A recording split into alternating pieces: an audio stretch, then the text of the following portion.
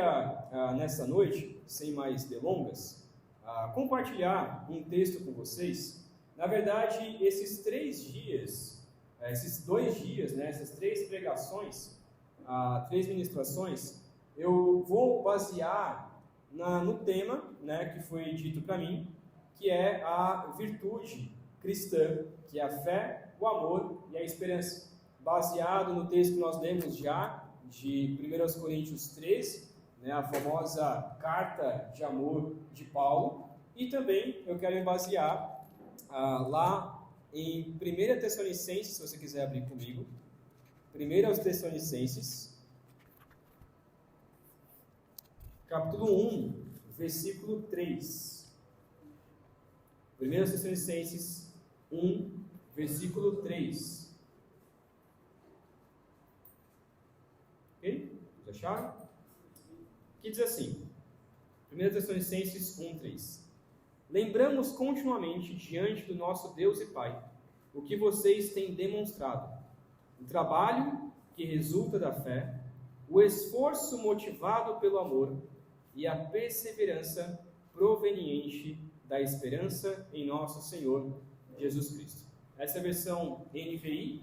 Eu quero ler agora também na NAA, que ele resume um pouco daquilo que nos chama a atenção para os tópicos que vamos então dizer. Diz assim: lembrando-nos diante do nosso Deus e Pai, da operosidade da fé que vocês têm, da dedicação do amor de vocês e da firmeza da esperança que têm em nosso Senhor Jesus Cristo. Então, essas 3 mensagens nós falaremos hoje sobre a operosidade da fé, ou a fé atuante. Amanhã, pela manhã, falaremos sobre a firmeza da esperança. Então vamos inverter, tá? Vamos falar sobre a firmeza da esperança. E amanhã à noite, sobre o mais importante, né? Como nós lemos em 1 Coríntios 13, sobre a dedicação do amor. Eu queria então começar te perguntando o seguinte: imagina se a sua igreja seja essa igreja, ou a sua igreja a qual você faz parte, recebesse uma carta de Paulo. Como essa carta seria? Qual seria o tom dessa carta?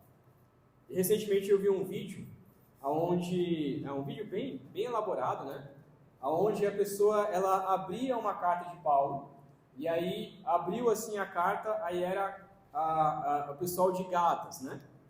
Aí a hora que abriu, saiu uma mão do meio dessa carta e começa a dar uns tapas, uns tapefes na pessoa que está lendo a carta. Ele fala assim: olha, a carta de Paulo. Aí surge uma mão e começa a dar uns tapas nele. E aí depois chega uma outra e diz lá aos Coríntios.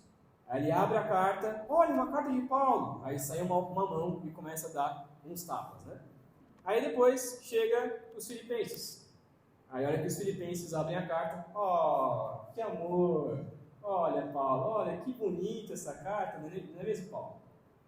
Diferentes cartas para diferentes igrejas. Igrejas que necessitavam um pouco mais de repreensão, e igrejas que necessitavam um pouco mais de graça e de amor. A carta aos Tessalonicenses ficaria uma carta nesse meio aí. Porque ao mesmo tempo que Paulo chama a atenção deles, chama um pouco mais de atenção na segunda carta, mas ao mesmo tempo ele reconhece que essa igreja era uma igreja séria, que esta igreja era uma igreja que buscava ser reconhecida pelas pessoas como uma igreja que de fato buscava ao Senhor. Ele começa então dizendo nessa carta que as pessoas enxergavam em volta, as pessoas olhavam ao seu redor, que de fato eles tinham essa virtude, essas 3 virtudes cristãs. Eles de fato se dedicavam no amor, eles de fato tinham a operosidade da fé, e de fato tinham a firmeza da esperança em Cristo Jesus, o nosso Senhor. E é sobre esse terceiro ponto, sobre a firmeza da esperança, aonde Paulo vai discorrer, porque a igreja, apesar de ser firme com a sua esperança no Senhor, tinham uma doutrina errada sobre como de fato Cristo voltaria. E é então que ele escreve esta carta e a segunda carta também. Paulo, então, ele começa a elogiar esta igreja, como que eles de fato viveriam. Então nós vamos basear neste versículo, mas nós veremos nessas três mensagens, vamos dividir então nessas três virtudes, como eu já disse. Então hoje nós falaremos em Hebreus 11, 33 a 38, se você já quiser abrir comigo, Hebreus 11, 33 ao 38, aonde falaremos sobre a fé atuante, ou a operosidade da fé. Amanhã de manhã, nós falaremos sobre a firmeza da esperança, em Tito 2, 11 a 14, e à noite, nós falaremos sobre a dedicação do amor, em 1 João 4, 7 a 21, ok? Eu quero então fazer uma leitura inicial em Hebreus 11, 33 a 38, que diz assim. Hebreus 11, 33 a 38. Os quais pela fé conquistaram reinos, praticaram a justiça, alcançaram o cumprimento de promessas, fecharam a boca de leões, apagaram o poder do fogo e escaparam do fio da espada, da fraqueza tiraram força, tornaram-se poderosos na batalha e puseram em fuga exércitos estrangeiros. Houve mulheres que pela ressurreição tiveram de volta os seus mortos. Uns foram torturados e recusaram ser libertados, para poderem alcançar uma ressurreição superior. Outros enfrentaram zombaria e açoites. Outros ainda foram acorrentados e colocados na prisão, apedrejados, cerrados ao meio, postos à prova, mortos ao fio da espada. Andaram errantes, vestidos de peles de ovelhas e de cabras, necessitados, afligidos e maltratados. O mundo não era digno deles. Vagaram pelos desertos e montes, pelas cavernas e grutas. Até aqui a palavra de Deus. Quero orar mais uma vez. Pai querido, pedimos, ó Pai, que o Senhor fale aos nossos corações, para podermos não só compreender, mas que o Teu Santo Espírito aplique essa palavra para que sejamos transformados, porque a Sua palavra ela é viva e eficaz e transforma o nosso coração, nos prepara para sermos aptos a boas obras. Oramos em nome de Cristo. Amém. Quando nós falamos sobre fé, infelizmente nesse mundo, no mundo gospel que nós vemos por aí, nós vemos muitas coisas erradas sobre o que de fato é a fé. Muitos dizem assim, não, tenha fé que vai dar tudo certo. Mas e se não der tudo certo? Quer dizer que foi falta de fé? Não, tenha fé que você vai ser curado. Mas e se eu não for curado? Significa que é falta de fé? E eu já até escutei uma frase, no sentido de, não, se Deus quiser vai dar certo. E aí eu escutei um adendo a isso, que para mim foi um escândalo, que é assim, e ele há de querer. Como assim ele há de querer? Como que eu sei realmente se Deus quer ou se Deus não quer? O que é a fé? O que de fato é agir com fé? E o que de fato é ter fé? Para muitos, fé parece que é isso. É você mover o sobrenatural, é você ir até o inferno e voltar, é você falar diversas línguas, é você fazer tantas coisas milagrosas, é você vender um lenço e nesse lenço você ser curado por isso, é você colocar ali um copo da água, quem lembra disso, há muito tempo atrás, colocar um copo da água em cima da televisão, que hoje já não dá mais, porque a televisão não cabe mais o copo da água, mas colocar o copo da água em cima da televisão e aí o pastor lá vai ungir e quando você tomar aquela água, você vai ser curado. Infelizmente, as pessoas acham que ter fé é isso. Mas se os cristãos, eles realmente tivessem fé, e aqui eu não estou falando desse tipo de fé, todas as pessoas do mundo talvez já teriam ouvido falar sobre Cristo Jesus. Porque a fé que o cristão tem não é esse tipo de fé que esse mundo gospel prega. O que é ter, então, uma fé atuante? Jesus disse que se nós tivéssemos um pouco de fé, nós moveríamos montanhas. Mas o que será que é mover montanhas? O que será que é uma vida em fé?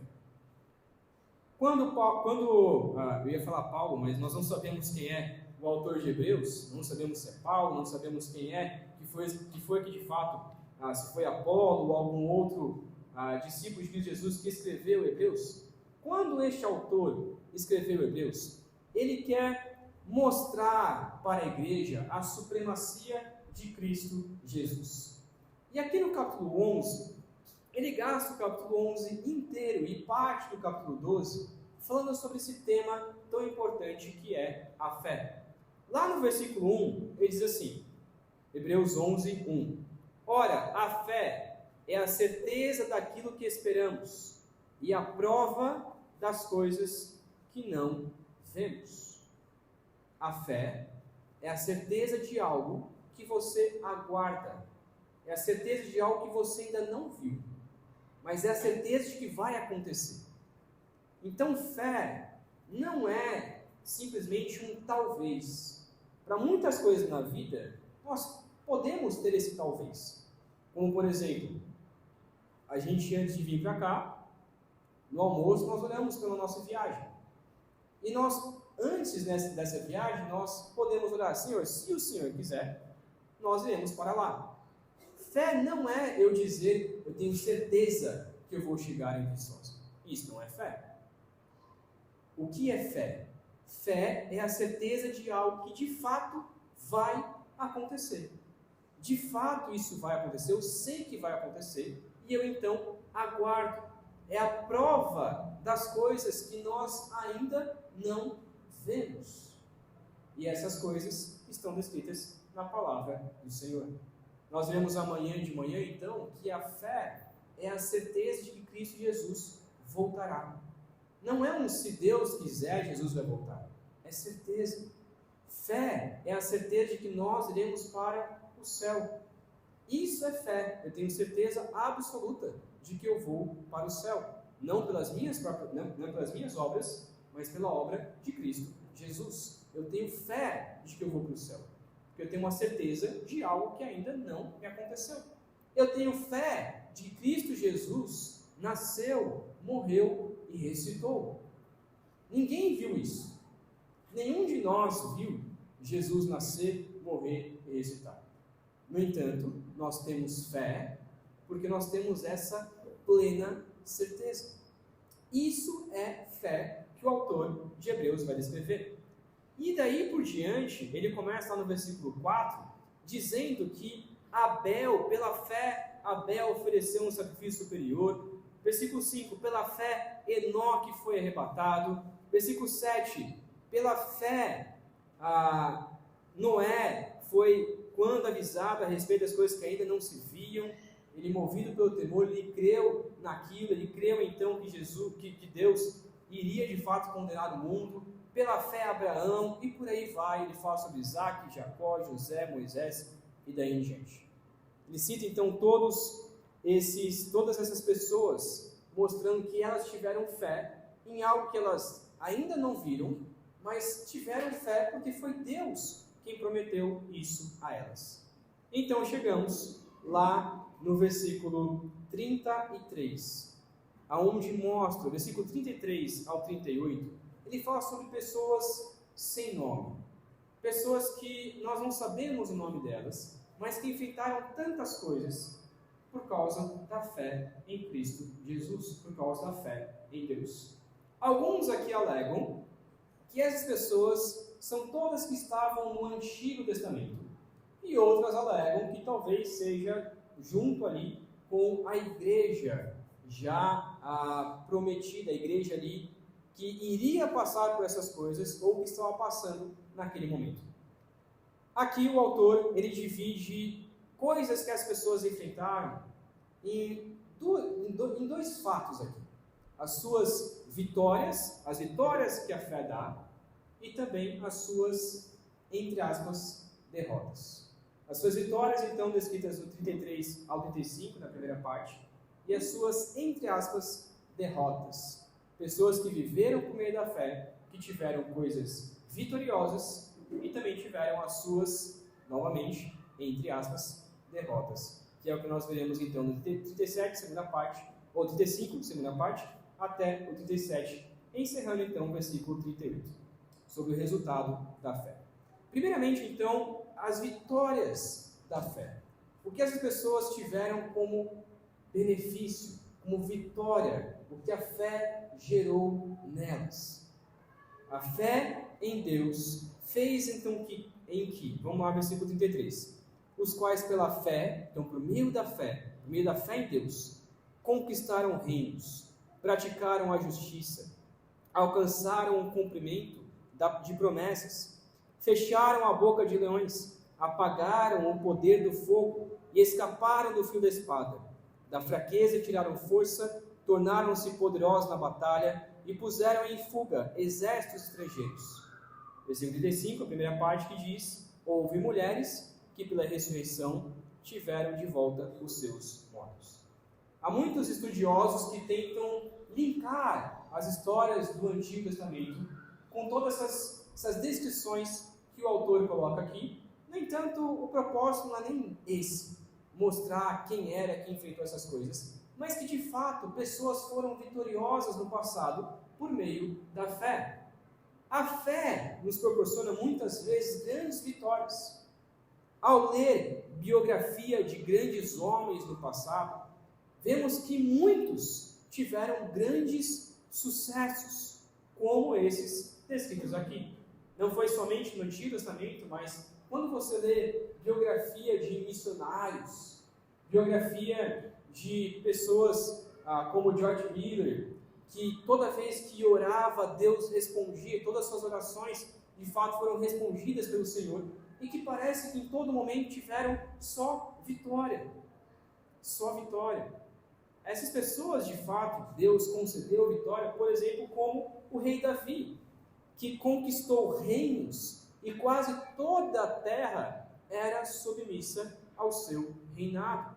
Quase toda a terra, ou grande porção da terra, se tornou escrava do rei Davi.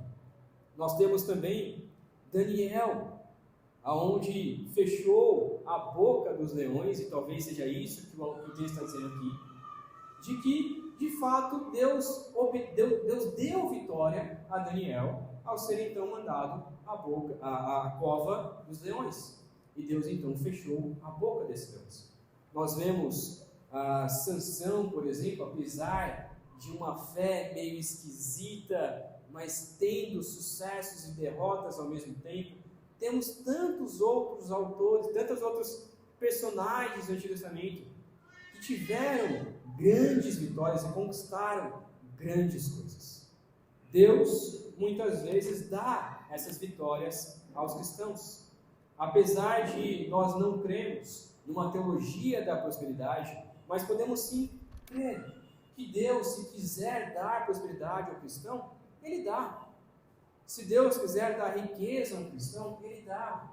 Se Deus quiser dar um carro para um cristão, Ele pode dar. Se Deus quiser dar sucesso a essa pessoa no seu trabalho, na sua vida, no seu lar, na sua casa, ter filhos que de fato buscam ao Senhor, se Deus quiser dar todas essas vitórias que muitas vezes nós pedimos e buscamos, se Deus quiser dar essas vitórias por meio da nossa fé, Deus dará. Então nós podemos crer primeiramente que a fé dá resultado muitas vezes em grandes vitórias. E muitas vezes quando nós olhamos para a nossa vida no passado, nós podemos perceber isso. Olha como nós fomos vitoriosos por meio da fé. Infelizmente, muitos de nós, por tentarmos ser teólogos e tentarmos olhar para a Escritura, a gente não gosta nem de falar de vitória, né? Quando a gente fala bênção, a gente nem gosta de falar bênção muitas vezes. Eu, particularmente, não gosto muito de falar bênção, né? Apesar de ser uma coisa boa. Teve uma vez, quando a gente conquistou o nosso carro, quando a gente adquiriu o nosso carro com esforço, com muito esforço, e quando eu fui levar o meu carro, sempre gosto de contar essa história, quando eu fui levar o meu carro para lavar, o rapaz que foi lavar o meu carro, que era da igreja lá de Presidente Prudente, aonde foi que eu comprei o carro, ele sabia da nossa história, sabia que a gente tinha, o nosso carro anterior tinha dado PT, e a gente, com muito esforço, conseguiu comprar esse carro, com muitas ofertas e muito esforço também.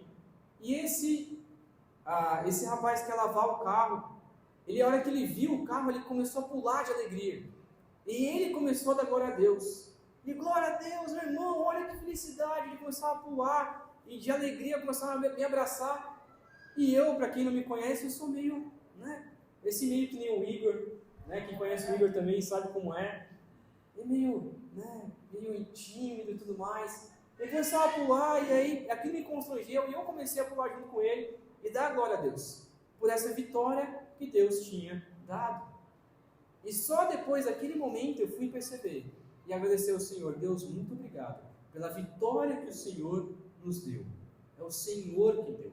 E é uma vitória esse carro. Mas muitas vezes nós não queremos olhar para isso, para as vitórias que Deus nos dá.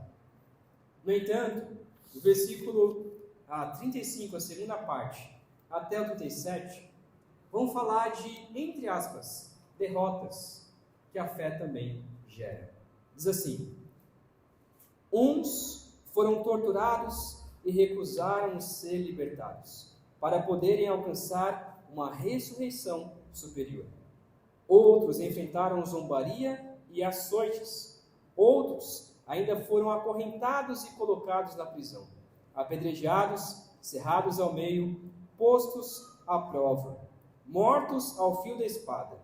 Andaram errantes, vestidos de ovelhas e de cabras, necessitados, afligidos e maltratados. Ao mesmo tempo em que nós vemos Deus dando vitórias aos seus servos, muitas vezes também vemos que às vezes Ele concede uma aparente derrota, que para o mundo é uma derrota. Para as pessoas, quando olham essas derrotas, essas perdas, as pessoas pensam em volta que é algo ruim. Mas ainda assim, são derrotas que são geradas por meio da fé. Essa derrota aqui, nós não podemos entender como uma derrota da perspectiva humana, mas para Deus continua sendo vitória. Para Deus continua sendo algo bom, e Deus usa essas derrotas para a sua glória. Deus, Ele deu uma aparente derrota a Jó. De fato, Deus tirou os seus filhos, Deus tirou os seus bens, Deus tirou os seus servos, Deus tirou a sua saúde. Mas apesar de ter recompensado no final, quando nós olhamos para a vida de Jó, nosso primeiro pensamento é: Jó não teve fé, que foi o que os amigos de Jó fizeram. Jó, confessa o pecado, fala para nós o seu pecado, confessa. Ou então, que nem a mulher de Jó, amaldiçoa teu Deus e morre. Amaldiçoa teu Deus e morre. E quando essas coisas acontecem em nossa vida, nosso primeiro pensamento é esse: não, alguém cometeu algum pecado. Você cometeu algum pecado para isso acontecer com a sua vida. Você cometeu alguma coisa, e talvez até seja algum pecado, mas muitas vezes é a prova da fé. Muitas vezes Deus dá essa derrota para provar também a nossa fé. Paulo também descreve lá em 2 Coríntios 11, eu quero ler esse texto, 2 Coríntios 11, 2 Coríntios 11, a vida de Paulo, quando nós lemos, parece que ao mesmo tempo ele tem muitas vitórias, mas ao mesmo tempo ele tem muitas derrotas mesmo. Olha o que ele diz lá no versículo 24 em diante, diz assim: 5 vezes recebi dos judeus 39 açoites. 3 vezes fui golpeado com varas. 1 vez apedrejado. 3 vezes sofri naufrágio. Passei uma noite e um dia exposto à fúria do mar. Estive continuamente viajando de uma parte a outra. Enfrentei perigos nos rios, perigos de assaltantes, perigos dos meus compatriotas, perigos gentios, perigos na cidade, perigos no deserto, perigos no mar e perigos dos falsos irmãos. Trabalhei arduamente. Muitas vezes fiquei sem dormir, passei fome e sede, e muitas vezes fiquei em jejum. Suportei frio e nudez. Além disso, enfrento diariamente uma pressão interior, a saber, a minha preocupação com todas as igrejas. Quem está fraco, que eu ainda não me sinta fraco. Quem não se escandaliza, que eu não me queime por dentro. Se devo me orgulhar, que seja nas coisas que mostram a minha fraqueza. O Deus e Pai do Senhor Jesus, que é bendito para sempre, sabe que não estou mentindo. Em Damasco, o governador nomeado pelo rei Aretas mandou que vigiasse a cidade para me prender. Mas de uma janela da muralha fui baixado numa cesta e escapei das mãos dele. Se nós olharmos para a vida de Paulo, talvez muitos vão dizer assim: Paulo, você precisa se ungir. Ou então, Paulo, você precisa de um psicólogo. Porque não é possível. Olha o que acontece com a sua vida. É um problema atrás do outro. São problemas e mais problemas, Paulo. O que está acontecendo? Qual é o pecado que está cometendo para que essas coisas aconteçam? E Paulo está dizendo: eu enfrentei tudo isso, não foi por causa de pecado. Eu enfrentei todas essas coisas por causa do amor a Deus.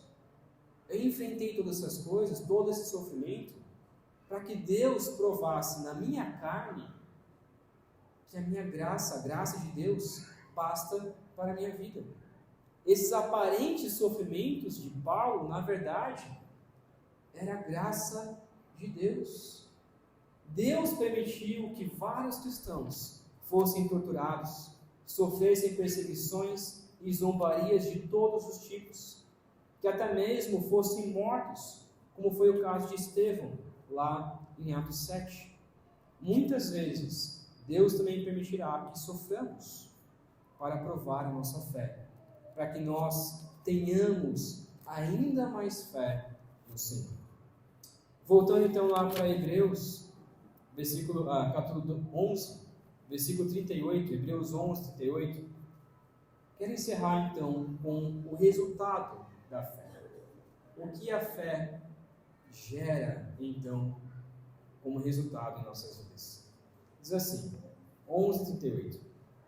O mundo não era digno deles. Vagaram pelos desertos e montes, pelas cavernas e grutas.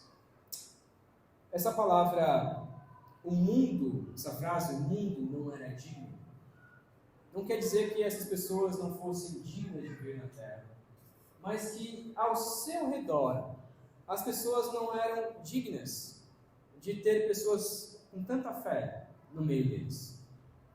A ideia dele, aqui que ele quer mostrar, é que essas pessoas, as pessoas ao seu redor, não mereciam que pessoas com tamanha fé vivessem no meio delas. Eles eram indignos da sociedade. E Deus estava ali, colocando pessoas desse tipo, para preservar também o mundo. Se não fosse por causa deles, Deus rapidamente iria pôr um fim a este mundo pecaminoso e queimaria este mundo, como foi também com Sodoma e Gomorra. Tais foram essas pessoas que fizeram tanto pelo mundo, que foram brutalmente assassinados e tratados de forma ruim. Deus deu vitória às pessoas, mas ao mesmo tempo essas derrotas. O mundo não era digno de viver no meio dessas pessoas. No entanto, ele encerra dizendo que eles andaram errantes pelos desertos, pelos montes, pelas covas e pelos antros da terra. Essa palavra errantes ela pode ser melhor traduzida como peregrinos. A ideia que ele quer trazer aqui é que essas pessoas eram apenas peregrinos na terra. Eram apenas pessoas que estavam de passagem e andaram por todos os cantos. O mundo não merecia pessoas assim. E elas andaram então como peregrinos, como pessoas que simplesmente estavam ali para passar um tempo. É assim que Deus nos chama. É assim que Deus prova a nossa fé. Deus vai nos dar bênçãos, Deus vai nos dar sofrimentos, Deus vai nos dar uma aparência de algo ruim, uma aparência de uma derrota. Mas dessa maneira, Ele vai nos moldando, para chegar a um tempo em que Deus olha para nós e diz: o mundo não é digno para que você viva aqui. Assim foi como Enoque, por exemplo, que ele andava tanto com Deus, mas tanto com Deus, que Deus resolveu: não, eu vou tirar desse mundo. É assim com a nossa vida também. Obviamente ninguém vai ser arrebatado, ou a não ser que Cristo volte logo. No entanto, nós podemos receber a bênção de Deus, e Deus estar conosco, e saber que mesmo que esse mundo esteja um caos, nós podemos continuar na nossa fé. Um verdadeiro cristão, então, ele é reconhecido pela sua fé atuante, ao ponto de não ser digno nesse mundo e ser considerado também como um errante. O verdadeiro cristão, ele é reconhecido pela sua fé atuante, ao ponto de não ser digno neste mundo e ser considerado como um errante, como um peregrino. É assim a nossa vida. Deus vai agindo em nosso meio, nos dando cada vez mais fé, ao ponto, seja com bênçãos ou seja com problemas, seja com aparentes derrotas. E assim vai nos moldando, para que as pessoas percebam que de fato a nossa fé nos mostra para elas que nós não somos dignos desse mundo, nós somos apenas errantes. Eu quero encerrar lendo Hebreus 12, de 1 a 3. Hebreus 12, de 1 a 3, que diz assim, Hebreus 12, 1 a 3. Portanto, também nós. Então agora ele olha para nós, visto que a gente viu tudo isso sobre todas as pessoas que viveram pela fé. Nós, uma vez que estamos rodeados por tão grande nuvem de testemunhas, livremo-nos de tudo que nos atrapalha e do pecado que nos envolve, e corramos com perseverança a corrida que nos é proposta, tendo os olhos fitos em Jesus, autor e consumador da nossa fé. Ele, pela alegria que lhe fora proposta, suportou a cruz, desprezando a vergonha e aceitando-se à direita do trono de Deus. Pensem bem naquele que suportou tal oposição dos pecadores contra si mesmo, para que vocês não se cansem nem desanimem. Quero então fazer, diante desse texto, 3 aplicações para nós. Primeiro, ter fé em Deus não é somente dizer que Deus existe ou que as coisas vão acontecer, mas sim viver de modo digno e deixar Deus agir no meio de nós. Essas pessoas só conseguiram fazer o que fizeram porque deixaram Deus agir. A fé não é algo que eu simplesmente vou e faço, mas a fé é o confiar na vontade soberana de Deus, é o confiar no agir de Deus e dizer: Deus, faça o que o Senhor quiser com a minha vida, seja algo bom ou seja algo ruim, faça o que o Senhor quiser. Segundo, ter fé então é obedecer a Deus e ser o imitador de Cristo Jesus. Ter fé é o tempo todo obedecer ao Senhor, ser o imitador de Cristo, de fato fazer aquilo que Cristo Jesus fez.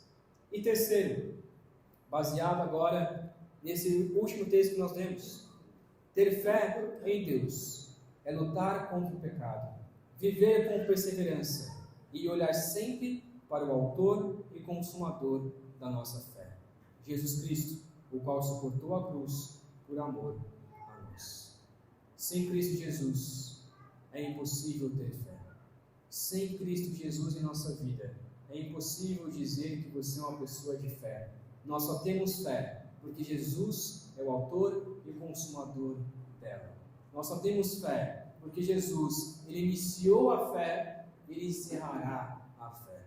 Portanto, que nós possamos viver com perseverança, olhando para esse autor, consumador da fé, Cristo Jesus. Vamos orar? Pai querido, obrigado, meu Deus, porque podemos confiar em Ti, mesmo nas vitórias e nas derrotas, mesmo que sejamos afligidos ou tenhamos bênção do Senhor, que possamos reconhecer que o Senhor age no meio de nós, o Senhor nos dá a fé para confiar naquilo que nós ainda não vemos. Confiamos, ó Deus, que o Senhor enviou Cristo Jesus para morrer na cruz por nós. Confiamos, ó Deus, que o Senhor age por meio de nós, age em nós por meio do Teu Santo Espírito. Confiamos, ó Deus, que o Senhor nos dará bênçãos, nos dará também aparentes derrotas, para que sejamos mais parecidos com Cristo Jesus. Pedimos, ó Pai, que a nossa fé seja uma fé atuante. Nós não possamos só dizer, eu creio em Deus, mas possamos viver nessa crença. Possamos realmente demonstrarmos a nossa fé por meio do nosso agir. Seja nas lutas ou seja nas vitórias, que a nossa fé permaneça no Senhor. Ó Deus, pedimos que o Senhor nos ajude também a viver neste mundo como errantes, como peregrinos, suportando todo o sofrimento, crendo que um dia não teremos sofrimento mais algum, crendo que um dia o Senhor nos livrará de qualquer doença, não haverá mais choro e nem ranger de dentes, porque estaremos com o Senhor no céu eternamente. É o que oramos, pedindo essa graça, em nome de Cristo Jesus.